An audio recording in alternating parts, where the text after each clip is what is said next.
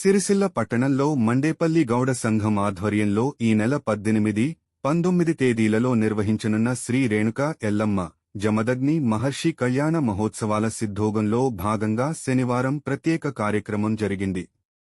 శ్రీ ఎల్లమ్మ తల్లి వారి ఉత్సవ విగ్రహం మరియు గడపవనం మున్సిపల్ చైర్పర్సన్ శ్రీమతి జిందం కళ చక్రపాణి నివాసానికి తీసుకువచ్చారు.